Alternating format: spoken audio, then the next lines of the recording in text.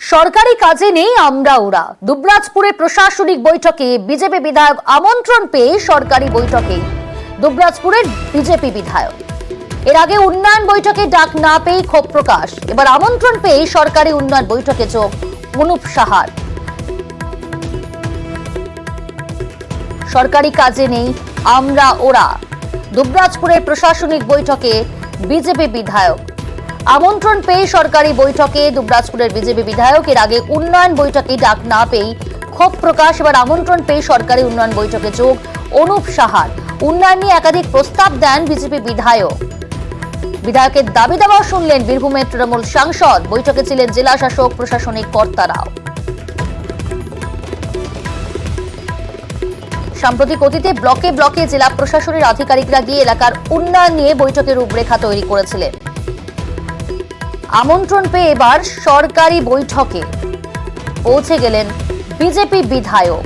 একাধিক প্রস্তাবও দেন তিনি, তার দাবি দেওয়া ও কথা শোনেন তৃণমূল সাংসদ। দুবরাজপুরে এই প্রশাসনিক বৈঠক, সরকারি কাজে নেই আমরা ওরা। সুপ্রতিম রয়েছে আমাদের সঙ্গে। সুপ্রতিম, প্রশাসনিক বৈঠক, বিজেপি বিধায়ক কি প্রস্তাব রাখলেন, কি বললেন তিনি? দেখো, প্রথমত হচ্ছে যে প্রশাসনিক বৈঠকে অনুপ সাহা, যে দুবরাজপুরের বিজেপি বিধায়ক, তিনি কিন্তু এতদিন কোথাও তাকে ডাকা হয়নি। আর এরপর তাকে এই যে প্রথম আমন্ত্রণ জানানো হলো, তিনি কিন্তু খুব খুশি হয়ে সেখানে এলেন এবং বৈঠকে অংশগ্রহণ করলেন। এবং সেখানে কিন্তু বীরভূম জেলার যে দুজন সাংসদ রয়েছেন, শতাব্দী রায়, অসিত মাল, তারাও ছিলেন। তার সঙ্গে জেলা প্রশাসনের আধিকারিকরা ছিলেন এবং তাকে কিন্তু বলতে দেওয়া, সেখানে সুযোগ দেওয়া হয়েছে বলে তিনি জানিয়েছেন। এবং তাকে কিন্তু বলতে দেওয়া হলে তিনি বলেন তার যে দুবরাজপুর এলাকা রয়েছে, তার যে বিধায়ক এলাকা, সেই এলাকায় কি কি উন্নয়ন করা যেতে পারে। পাশাপাশি 14 নম্বর জাতীয় সড়ক যেখানে তৈরি হচ্ছে, তার পাশে জমি সংক্রান্ত যাতে কোনো সমস্যা না হয়, সমস্ত ধরনের প্রস্তাব তিনি দেন এবং বিভিন্ন প্রশ্ন তিনি রাখেন এবং সেই সমস্ত প্রশ্নের উত্তর জেলা প্রশাসন তাকে দেয়। এবং তাতে কিন্তু অনুপ সাহা জানিয়েছেন যে প্রথমে কিন্তু তিনি এর আগে যে ব্লক লেভেলে যেখানে উন্নয়ন সংক্রান্ত বৈঠক হয়েছিল, তাকে সেখানে আমন্ত্রণ জানানো হয়নি এবং তখন কিন্তু তিনি অনেকটা ক্ষুব্ধ হয়েছিলেন। তার ফলে জেলা প্রশাসনের শীর্ষ আধিকারিক অর্থাৎ জেলা শাসককে এবং বিধানসভার যিনি স্পিকার, তাকে কিন্তু চিঠি দিয়ে ঘটনার কথা জানিয়েছিলেন। তারপরে এই যে কাল যে বৈঠক হলো, নতুন করে যে উন্নয়ন বৈঠক হলো, সেখানে তাকে ডাকায় কিন্তু তিনি যথেষ্ট খুশি এবং তিনি খুশি এবং তিনি কিন্তু যথেষ্ট প্রস্তাবও দিয়েছেন এবং সমস্ত প্রশ্নের উত্তরও পেয়েছেন। বেশ, ডিস্ট্রিক্ট ডেভেলপমেন্ট যে মিটিং হয়, সেক্ষেত্রে নোটিশ না পেলে তো আমরা আসতে পারি না। এবারে যে নোটিশ, সেই নোটিশ গতকালকে আমাদের বিডিও সাহেবের মেল থেকে পেয়েছি। মূলত বিগত দিনে যে কাজ এবং বর্তমানে কি স্ট্যাটাস আছে এবং আগামী দিনে কি কাজ হবে না হবে, এই বিষয় নিয়ে বিস্তারিত ডিসকাশন হয়েছে। আমি এই কথাগুলো বলেছি যেগুলো আমাদের এলাকার সমস্যা আছে, কিছু সময়ের অভাবে আমাদের এখানে অনেক কথা বলা যায়নি। অনেক ডিপার্টমেন্ট আছে যেগুলো বিস্তারিত ডিসকাশন হয়নি। আমি চাইবো আগামী দিনে জেলা শাসক তত্ত্বাবধানে তাতে সমস্ত ডিপার্টমেন্ট নিয়ে যেসব সমস্যা আছে সেগুলো নিয়ে আলোচনা করা এবং সেগুলো নিয়ে ইমপ্লিমেন্ট করা। এলো তো, আমি তো এখানে চেয়ারপারসন, আমি তো ডেকেছি, উনি এসছেন, ওকে বলতেও দেওয়া হয়েছে। এবং আগেও যখন কংগ্রেসের মিল্টন ছিল, ওকে জিজ্ঞেস করুন, যে আমি সবসময় ওকে ডেকে ওকে প্রেফারেন্স দিয়ে কথা বলুন, জিজ্ঞেস করুন কি চান, বলতে চান, বলতে দেওয়া তো হয়। আচ্ছা, দেখলে তো আমি সবসময় দিই বলতে, আমার কোনো অসুবিধা নেই। এত বড় কাজে তো ডিপার্টমেন্টের সব কাজ যদি পারফেক্ট 100টা 100 হয়ে যেতে তো হয় না। যেটা কম আছে সেটা বলতেই হচ্ছে, যে কেন হয়েছে, খারাপ কেন হয়েছে, ভালোদের অ্যাপ্রিসিয়েট করতে হচ্ছে। তো এটা সমষ্টিগত কাজটা। মুখপাত্রের নিশানায় দলের তারকা সাংসদ কুণাল ঘোষ দেবের আজ দিন ভোর পোস্ট যুদ্ধ সোশ্যাল মিডিয়ায়। কিন্তু কারণ কি নিয়ে এই যুদ্ধ জানবো। আবির রয়েছে। আবির, এই ঠান্ডা লড়াইয়ের কারণটা কি?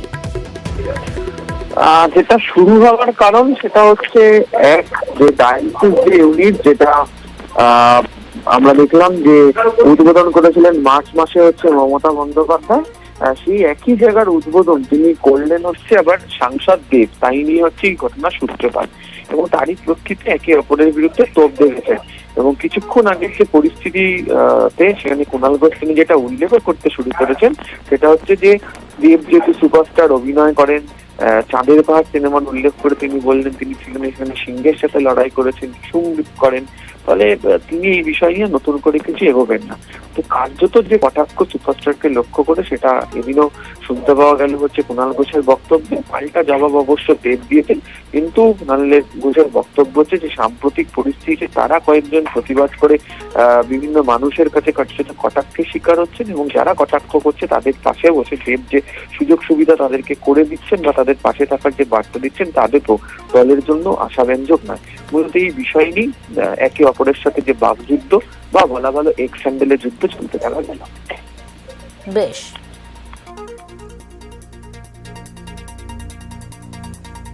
যার সংক্রান্ত তাকে আমি এমনিতে খুবই পছন্দ করি, ফলে আমি তার সঙ্গে বাড়তি বিতর্কে জড়াতে চাই না। ও একসঙ্গে পর্দায় রিসুম ডাসুম করে 5-6 জনকে একসঙ্গে 20 জনকে শুইয়ে দিতে পারে। আমি ওকে খুব পছন্দ করি, ও খুব ভালো। ও চাঁদের পাহাড়ে সিংহের সঙ্গে লড়েছিল। এদিকে আবাসের সমীক্ষার নির্দেশ রাজ্যে, রাজ্য জুড়ে আবাসে নির্ভুল সমীক্ষার নির্দেশ দেওয়া হয়েছে। রাজ্য পঞ্চায়েত দপ্তরের নির্দেশ জেলা শাসকের। সোমরাজ রয়েছে, আরো বিস্তারিত জানাবে। সোমরাজ, কি নির্দেশ রাজ্যের আবাস নিয়ে?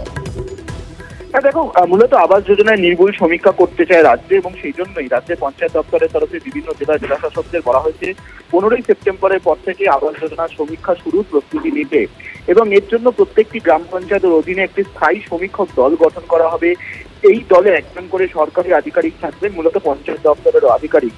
বাড়ি টু বাড়ি যে সার্ভে হবে বা সমীক্ষা হবে সেখানে সরকারি আধিকারিক থাকা নিঃসন্দেহে গুরুত্বপূর্ণ। তার কারণ রাজ্য সরকার চাইছে এবারে যে আবাস যোজনার সমীক্ষা তা যাতে নির্ভুল হয়, এবং 100% যাতে সমীক্ষা নির্ভুল হয়, এবং উপভোক্তাদের তালিকাও যে তৈরি হবে তা যাতে 100% নির্ভুল হয়। তুমি জানো, মুখ্যমন্ত্রী মমতা বন্দ্যোপাধ্যায় আগেই জানিয়েছেন যে ডিসেম্বর মাসে আবাস যোজনার প্রথম কিস্তির টাকা দেওয়া হবে। কেন্দ্রীয় সরকার প্রধানমন্ত্রী গ্রামীণ আবাস যোজনার প্রকল্পে টাকা বন্ধ করে দিয়েছে, তাই রাজ্য নিজেই এই প্রকল্প পরিচালিত করবে। তার আগেই যে সমীক্ষা, সেই সমীক্ষায় 15ই সেপ্টেম্বরের পর থেকে শুরু করার প্রস্তুতি নিতে বলা হয়েছে বিভিন্ন জেলা শাসকদের, এবং নির্দেশ দেওয়া হয়েছে যে আগের বারে সমীক্ষার জন্য যে প্রস্তুতি নেওয়া হয়েছিল তার উপর ভিত্তি করে এই কাজ শুরু করতে। রাজ্যের মুখ্য সচিব মনোজ পাল দ্রুত এই বিষয় নিয়ে জেলা শাসকদের নিয়ে বৈঠক করবে, কিন্তু তার আগে থেকে জেলা শাসকরা যাতে প্রস্তুতি নিয়ে রাখেন সেই বিষয়ে নির্দেশ রাজ্যের পঞ্চায়েত দপ্তর দিয়েছে। বেশ, তরুণী ডাক্তার ধর্ষণ খুনের প্রতিবাদে রাজভবন অভিযান। ডাক্তারদের, জুনিয়রদের পাশাপাশি মিছিলে সামিল সিনিয়ররাও। এনআরএস হাসপাতাল থেকে মিছিল ডাক্তারদের। রয়েছে আমাদের সঙ্গে প্রতিনিধি বিবেক। মিছিল এই মুহূর্তে কোথায়?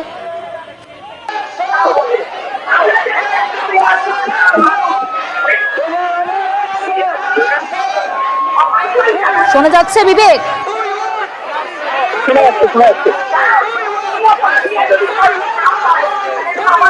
বিবেক, মিছিলের অবস্থান কোথায় এই মুহূর্তে? রানী রাসমণি রোডের ঠিক মুখে এই মুহূর্তে মিছিল দাঁড়িয়ে রয়েছে, এবং আন্দোলনকারীদের এই মুহূর্তে দাবি যে তারা আগে থেকে অ্যাপয়েন্টমেন্ট নিয়েছিলেন রাজ্যপালের কাছে, আসতে তারা মিট করবেন, তাকে একটা ডেপুটেশন জমা দেবেন, সেই নিয়ে তারা আগে থেকেই নাকি অ্যাপয়েন্টমেন্ট করেছিলেন। কিন্তু এই মুহূর্তে তারা যে দাবি করছেন যে রাজভবন থেকে পুলিশ তাদেরকে জানিয়েছে যে রাজ্যপাল তিনি মুম্বাই যাচ্ছেন, এবং সেই জন্য আজ তিনি এত মানুষের সঙ্গে দেখা করতে পারবেন না, তাই আজকে তাদের দেখা হচ্ছে না।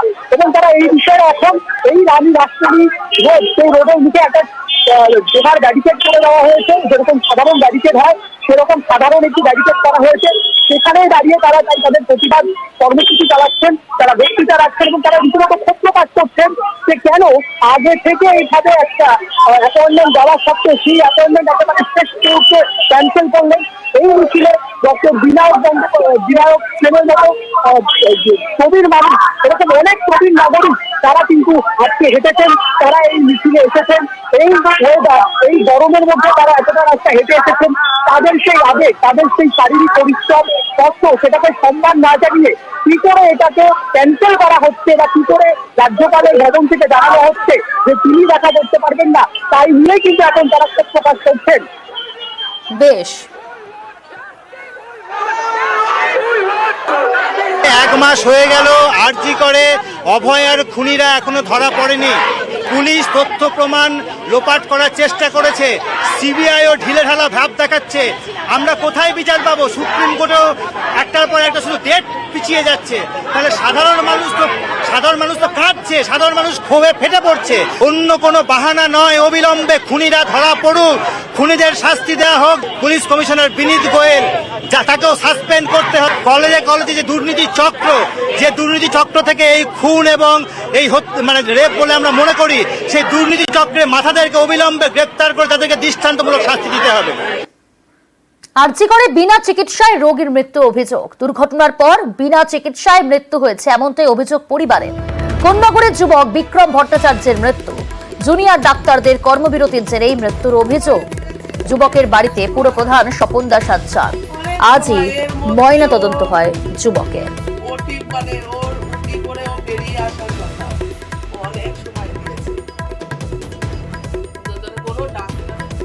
আসেনি কোনো ডাক্তার, না একটা সিরিয়াস পেশেন্ট, কোনো ডাক্তার না কোনো পরিষেবা দিতে পারেনি। কোনো ছেলেটা চোখের সামনে ট্রিটমেন্ট না পেয়ে কষ্ট পেয়ে তরপাতে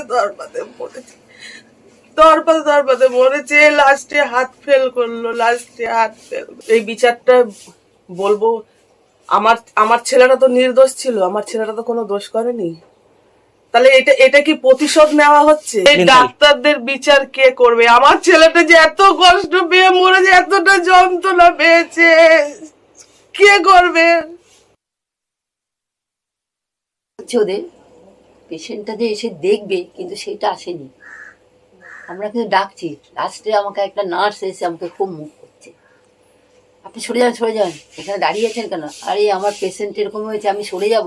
সেটাই চাইছি যে একজনের জন্য হাজার মায়ের কোল খালি হবে না, সেটা কি চাইবো? আজকে যে আমার নাতিটা যে মরেছে, মানে খুব কষ্ট পেয়েছে, তার যদি না ওগুলো চিকিৎসা করে তাহলে আমরা কোথায় যাব? আমাদের তো টাকা নেই যে আমরা ওখানে সেখানে নার্সিংহোমে দৌড়াবো। যদি তোমরা একটা মেয়ের জন্য যদি তোমরা যদি বদলা নাও, তাহলে তো সব কটার মার কোল খালি হবে। তুমি কাকে রেখে কাকে দেখবে? আরজি কলে যে আমার নাতিটা মরেছে, এটা তো আমরা কোনোদিন ভুলতে পারবো না। চিকিৎসা হলো না, বিচারই চাই। আমার নাতিকে এরকম করে তড়পিয়ে মারা হলো, কেন এসে দেখলো না? বিনা চিকিৎসায় মৃত্যু মানতে নারাজ জুনিয়র ডাক্তাররা। যাবতীয় চেষ্টার পরেও মৃত্যু বলে দাবি আন্দোলনকারীদের। কোন্নগরের যুবকের মৃত্যুতে দুঃখ প্রকাশ আন্দোলনকারীদের।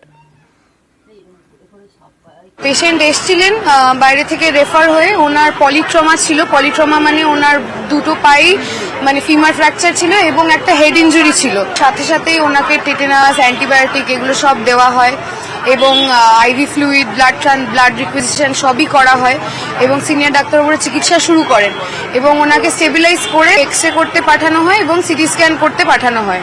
তো এক্স রে ওনার হয়, তারপর যখন সিটি স্ক্যানের ঘরে যায়, ওনার হঠাৎ করে মানে শ্বাসকষ্ট শুরু হয় এবং একটা অবস্থার অবনতি হয়। দীর্ঘ চেষ্টা পরেও ওনাকে রিসাসিট করা যায় না এবং উনি এক্সপায়ার করেন। তো ওই আনঅ্যাটেন্ডেড অবস্থায় বিনা চিকিৎসায় মারা গেছেন, এই ন্যারেটিভটা সম্পূর্ণরূপে ভুল। জুনিয়র ডাক্তারদের দাবি মানতে নারাজ পরিবার। এদিকে দেহ নিতে আজ আরজি করে গিয়েই ফের সরব পরিবার। আমাদের সঙ্গে রয়েছে প্রতিনিধি রানা। তোমার সঙ্গে সকাল থেকেই কথা হচ্ছিল, জানার চেষ্টা করব ময়না তদন্ত কি সম্পূর্ণ হয়েছে এখনো পর্যন্ত। পরিবার তো মানতে নারাজ যে বিনা চিকিৎসায় মৃত্যু হয়েছে, এমনটা অভিযোগ তাদের। জুনিয়র চিকিৎসকরা যে দাবি করেছেন তা একেবারেই মানতে নারাজ। কি জানতে পারছো সর্বশেষ? হ্যাঁ দেখো, কোন্নগরে যে বিক্রম ভট্টাচার্যের যে মৃত্যুর ঘটনা নিয়ে কিন্তু পরিবারে মানে ইতিমধ্যে কিন্তু ক্ষোভে সরব হয়েছে। তাদের অভিযোগ হচ্ছে যে বিনা চিকিৎসা আরজি করার মতন একটা হসপিটালে 3 ঘন্টা তাকে রাখা হয়েছিল। সেই ঘটনার জেরে অধিক রক্তক্ষরণের পরে তার মৃত্যু হয়েছে। ফলে একদিকে যেমন তোমার আরজি করে ঘটনা নিয়ে যেমন সরব সাধারণ মানে সমস্ত মানুষজন, সেখানে এই যে কোন্নগরে বিক্রম ভট্টাচার্য একটা তৎকালীন যুবক, তার মানে ডাম্পারে ধাক্কা মানে দুটো পা জখম হওয়ার পর সেই যখন চিকিৎসার জন্য তাকে শ্রীরামপুর ওয়ার্ল্ড হসপিটাল থেকে যখন তাকে আরজি করে নিয়ে যাওয়া হয়েছিল, সেখানে 3 ঘন্টা তাকে কিন্তু বিনা চিকিৎসা ফেলে রাখা হয়েছিল বলে তার পরিবারের অভিযোগ। তার মা কিন্তু জানিয়েছে যে গোটা ঘটনা কিন্তু বিচার চায় তার ছেলের মৃত্যুর জন্য। আরজি করে যে মেডিকেল স্বাস্থ্য তারাই কিন্তু মানে তাকে চিকিৎসা যদি করালে হয়তো ছেলে বেঁচে যেত। এখনো পর্যন্ত কিন্তু আরজি করে কিন্তু তার পরিবারের মা রয়েছে, এখনো কিন্তু ময়না তদন্ত শুরু হয়নি। যেটা জানা যাচ্ছে যে একটা ম্যাজিস্ট্রেট পর্যায়ে একজন থাকবেন এবং টোটাল ময়না তদন্ত কিন্তু ভিডিওগ্রাফি করা হবে। বেশ। একটা ছেলে যন্ত্রণা নিয়ে কাতরাতে ব্লিডিং হতে হতে মারা গেল। কোথায় ট্রিটমেন্টটা হলো বলুন? ট্রিটমেন্টটা হয়নি, ডাক্তার মিথ্যে কথা বলছে, ট্রিটমেন্টটা হয়নি ট্রিটমেন্টটা। ম্যাডাম দেখাতে পারবে আমাকে? ডাক্তার ডেকে দাঁড় করিয়েছে আমার সামনে, ম্যাডাম বলতে পারবে যে আপনি দুবার এসছেন, আপনার সামনে আমি এই ডাক্তারকে ডেকে নিয়ে এসেছি। ম্যাডাম বলতে পারবে না আমার ছেলে তড়পিয়ে মরেছে ডাক্তারদের জন্য, ডাক্তারদের গাফিলতির জন্য। বিনা চিকিৎসায় রোগীর মৃত্যুর অভিযোগ। আরজি করে কোন্নগরের বাসিন্দার মৃত্যু এক্সাঞ্জেলে নিন্দা অভিষেক বন্দ্যোপাধ্যায়। ডাক্তারদের কর্মবিরতির জেরেই মৃত্যুর দাবি অভিষেকের। পরিষেবা দিয়ে আন্দোলনের আবেদন অভিষেক বন্দ্যোপাধ্যায়।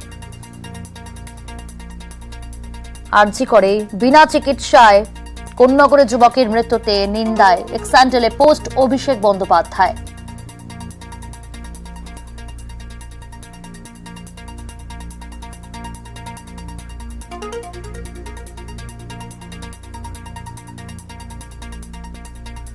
পাল্টা কেন জুনিয়র চিকিৎসকদের দাবি পূরণ করছে না সরকার? সদিচ্ছা নিয়ে প্রশ্ন শুভেন্দু অধিকারীর। সরকার জানেন যে জুনিয়র ডাক্তাররা একটা দাবিতে আন্দোলন করছে। রাজ্য সরকার আন্দোলনকারীদের সঙ্গে বসে তাদের দাবিগুলো কেন পূরণ করতে পারছেন না? তা অ্যাডমিনিস্ট্রেটিভ ডিমান্ডগুলো তো মেনে নিলেই সমস্যার সমাধান হয়। এসএসকেএম হাসপাতালের রোগী ভোগান্তি। চিকিৎসক কম থাকায় সমস্যায় পড়তে হচ্ছে রোগীদের। ডাক্তার দেখাতে দীর্ঘক্ষণ অপেক্ষা রোগীদের। আউটডোরে ধীর গতিতে মিলছে পরিষেবা। আউটডোরে চিকিৎসক বাড়ানোর দাবি রোগীদের। হাসপাতালে রোগী ভর্তিতেও সমস্যার অভিযোগ। একজনকে চোখের ডাক্তার, একজনের অ্যালার্জির জন্য নিয়ে এসেছি, একজনের মেডিসিনের জন্য নিয়ে এসেছি। দেখানো হয়ে গেছে। 15 দিন আগে এসেছিলাম, তখন এর থেকে ভিড় কম ছিল। এখন কিন্তু আস্তে আস্তে অনেকটা ভিড় বেড়েছে। ডাক্তাররা মোটামুটি সব ডাক্তারই আছে, জুনিয়র ডাক্তাররা কম আছে, মানে সিনিয়র ডাক্তাররাই দেখছি এখন। আগের থেকে এখন অনেক পরিবেশ ভালো হয়ে গেছে। আর ডাক্তার একটু বাড়ানো দরকার, ডাক্তারটা একটু কম আছে। কর্মবিরতিতে হাসপাতালে রোগী ভোগান্তি। এনআরএসে ভর্তি সুভাষ নামের প্রতিমা রৈদাস। একাধিক হাসপাতাল ঘুরে এনআরএসে ঠাঁই। বাইক দুর্ঘটনায় জখম প্রতিমাকে কলকাতায় স্থানান্তর। অভিযোগ, দুদিন ধরেই অচৈতন্য অবস্থায় পড়ে থাকেন রোগী। হাসপাতালের বিরুদ্ধে চিকিৎসায় গাফিলতির অভিযোগ। ধার করে বেসরকারি হাসপাতালে চিকিৎসার ভাবনা পরিবারের।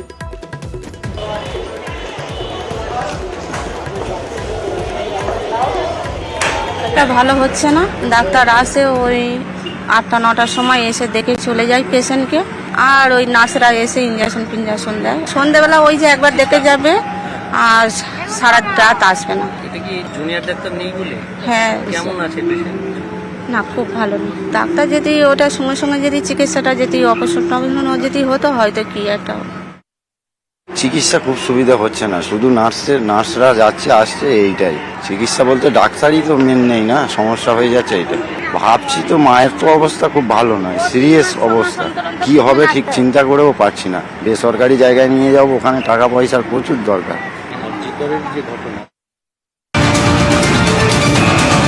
নিউজের দিকে নজর রাখতেই হচ্ছে এই মুহূর্তে। মাটিগাড়ায় খুন ধর্ষণে ফাঁসি। স্কুল ছাত্রীকে ধর্ষণ খুনে ফাঁসির সাজা। দোষীকে ফাঁসির সাজা দিল আদালত। শিলিগুড়ি আদালত এমনটাই নির্দেশ দিয়েছে। ঘটনার 1 বছর 14 দিনে মামলার নিষ্পত্তি। গত বছর অগাস্টে স্কুল ছাত্রীকে ধর্ষণ খুন। বিস্তারিত জানবো, পার্থপ্রতিম রয়েছে। পার্থপ্রতিম, প্রত্যেকের নজর ছিল যে আজকে আদালত কি নির্দেশ দেয়। অবশ্যই যে খবর পাচ্ছি ফাঁসির সাজা, আর কি জানা যাচ্ছে?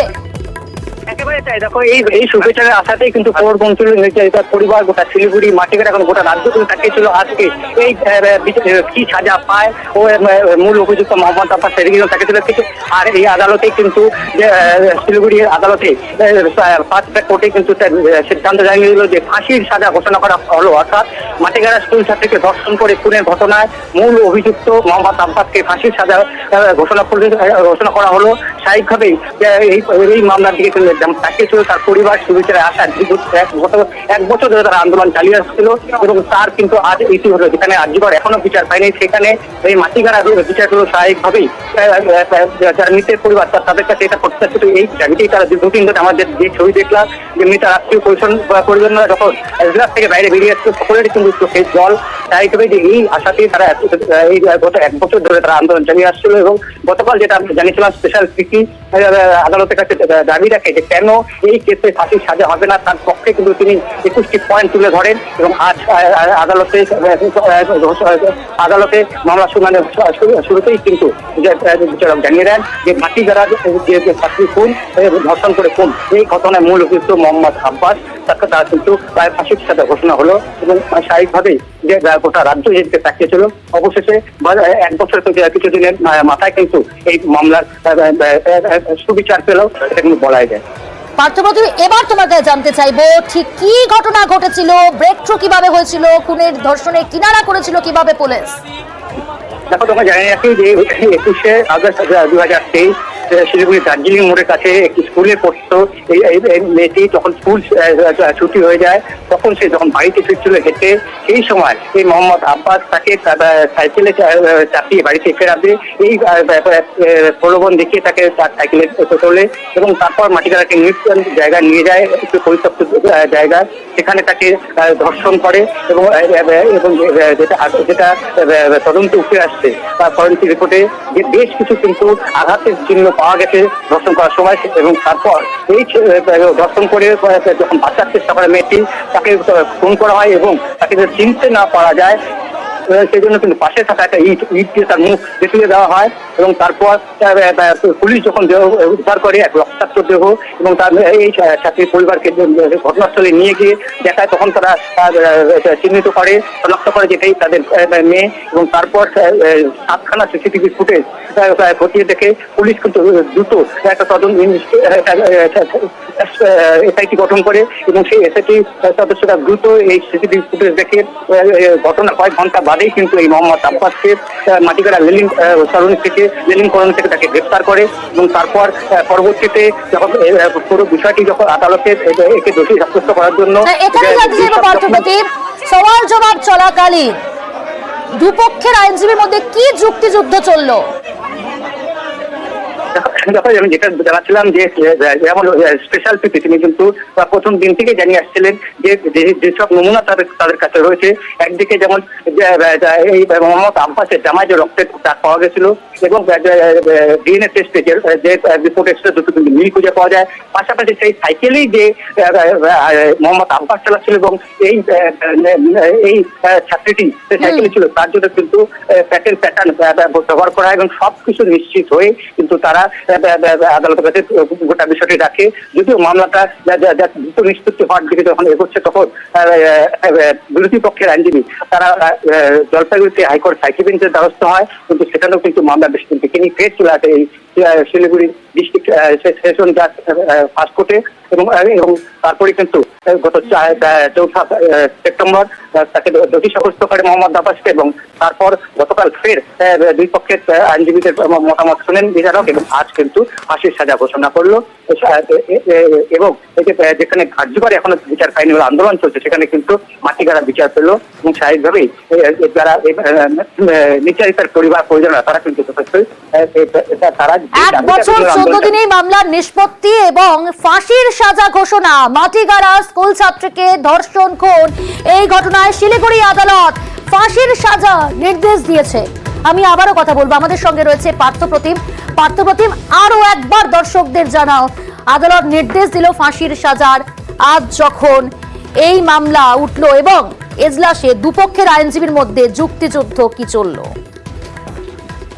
দেখো, মামলা শুরুতেই কিন্তু যে স্পেশাল পিপি তিনি প্রথমেই গতকাল যে কেন ফাঁসি হবে না rarest of the rare case বলে তিনি যে দাবি করেছিলেন তার যে পক্ষে যে 21টি পয়েন্ট তিনি কিন্তু আদালতের কাছে রাখেন এবং স্বাভাবিকভাবে গতকাল যেখানে বিরোধী পক্ষে আইনজীবী যে করা হচ্ছে আজ কিন্তু গতকালই বিচারক জানিয়ে দিয়েছিলেন যে আজই মামলা তিনি ঘোষণা করবে এবং সেই মতোই কিন্তু আদালত